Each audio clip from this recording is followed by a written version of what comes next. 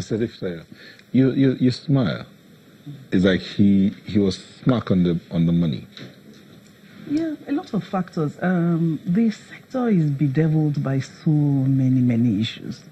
We have all these players as well. And of course, it's leading to inadequate access. You know, I've worked in both public and private schools, and I have a similar opinion up to a point, but I differ where I look at the students. What I see is that society has impacted them so much that some of them, I hate to say many, because I worked in a public school where the children could hardly pay fees, where they were, plumbers, they had to work after school. So under that kind of situation, how is that child going to do homework? How is that child going to study after school? Home is not reinforcing learning. There is no television at home. There is no internet at home. There are no libraries around. There is no lesson teacher. How is that child going to get home and do well? And yet in that environment, I did have a student who had 4 A1s in WAEC. And I know, because she did it with us, and I know we would not tolerate any exam, any mago, thank you. So again, I'm of the opinion that I agree that it's holistic. Society has impacted schools so adversely now. And you can't divorce schools from society. Schools are part of society. So I agree that it's a myriad of issues, and it's quite sad, actually, because there is nobody who... we all have to go to school. Whether it's primary school or secondary school, you cannot be a plumber, you cannot be a carpenter, you cannot be a hairdresser, not to talk of a doctor, a lawyer, or an engineer without passing through school. And the system is just weakening, honestly, by the year. This weakening, now, when you talked about schooling here, you sort of alluded to like two kinds of schooling, formal and informal. But the weakening is on both sides, both the formal and the informal. It's all over. You can only give of what you have. And don't forget that when we talk about, you see, all these 4 sectors are giving of what they have now. And so it's been a long, slow, steady decline. Because when you look at teachers, for example, in maybe my mother's day, they went through a really rigorous teacher training program before they went to class. But nowadays, all sorts of people are teaching. And even, put that aside, even the quality of what they are learning in the teacher training programs is suspect. For me, as a school administrator, I will tell you frankly that I was never, ever someone who was fixated on the certificate. I was ready to spend a year training that teacher, because I found that what they are learning there has very little to do in teacher training. Usually it's totally divorced from the reality when they get to the classroom. So we have to do a lot of work to up the ante, so to speak.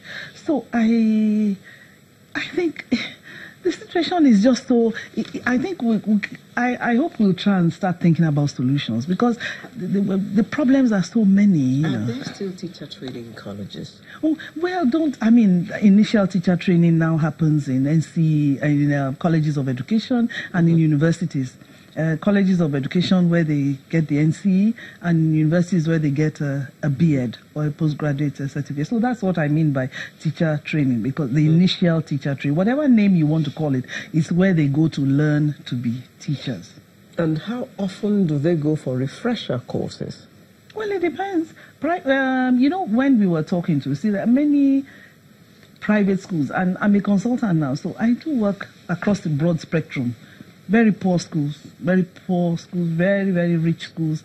The top schools train their teachers frequently and give them resources and the environment within which they can keep on learning. You cannot learn from a teacher who has stopped learning.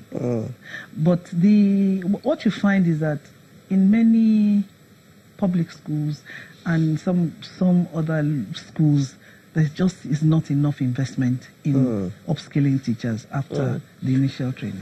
Hilary, we have heard of some children who go to school, actually come back home and tell their parents, I don't like that school because I am being taught what I already know. Or maybe I don't like that teacher. I feel like I know better than that teacher. I know more than that teacher. Because the teacher speaks English and mixes up his tenses and stuff. You know, some of these children can be very, very smart. You know, they come home and tell their parents those kinds of things.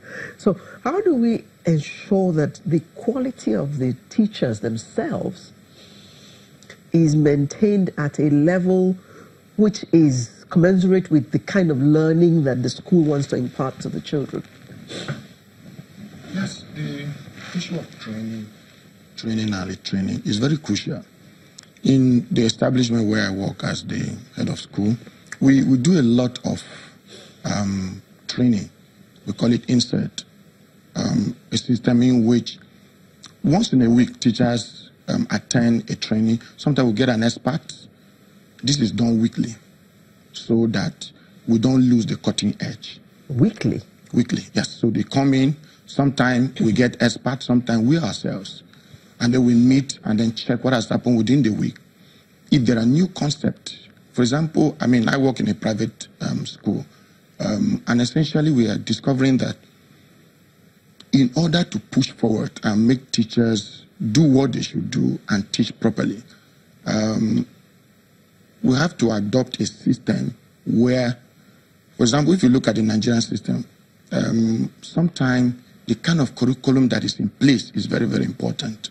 In Nigeria, for example, we don't have a very strong curriculum. So we have the British curriculum coming in. We have the American system coming in. Mm-hmm. And then in some cases of recent, the Singaporean curriculum is gradually filtering into our system again. And others. And I tell you, India. Singapore? Yes, they have a very strong. Top education. Yes, they have a very strong curriculum. And I tell you, soon countries like India. But we're not doing exams that. You watch and see. It's the same thing you are saying. Initially, for example, IGCSE, in my school, we do a sixth form AP and foundation school. We do IGCSE. And that's what we do in Global International College. You discover that this curriculum or curricula are brought together in one. We have the Nigerian system. So we have to train the teachers so that they have an understanding into all of these systems. Now, if you do that very well, you'll be discovering that we do what is called child-centered learning, for example. Education has passed beyond those days where a teacher walks into a classroom and for the next 45 hours dish out boring lectures, boring lessons, and then the student will go home and say, I don't even want to go to school. That's a situation where you have that. In the 21st century, we have the 21st core skills, where students are taught in critical thinking, they are taught collaborative learning, they are taught digital literacy.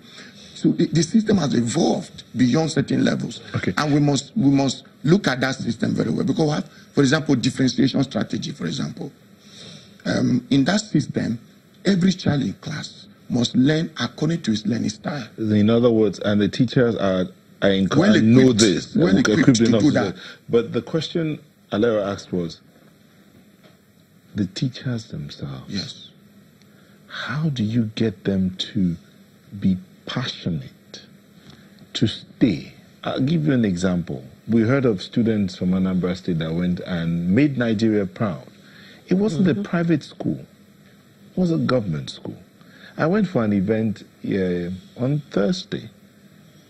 Public schools. In fact, the winner of that competition, the winners, came from a public school where the teachers, and I met the teachers, young boys who, you just see them, you know that, but they are passionate about. So how do you get the teacher to stay passionate in that thing? Because that's the other thing that might have been lost, because some get the training, but that passion to impart is not there. Incentive will have to come They see it as, since I couldn't get any other job, I will take this one. Okay, let me bring it to Mrs. Sai. How do you get the teacher to go beyond? I think I have an idea. I even have an idea about what you're talking about, because I think my students were there from one of the states in the Southwest, which was where I worked for 1.5 years. So how do you get the teachers to love their job?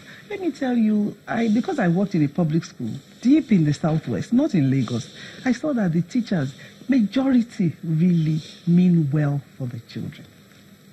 No, honestly, I don't share what a lot of people believe. Maybe because I've got my hands dirty, as they say, working in a public school, working in a very expensive private school, in two expensive private schools, and working in a public school where they don't pay fees. And what I saw was that the teachers mean well. They want the children to do well. The system the system is against them in terms of salaries and so on. But when you really work with them, especially if they are well led, what I find is that, you see, the most critical factor in a school is the teacher, is the quality of teaching and learning. That's number one. But the second most critical factor in the quality of education, if you study education systems worldwide, is the quality of leadership of the school. Just hold on. We'll take a moment. When we come back, we'll continue from that point. Quality of leadership in the school. Please don't go away. And the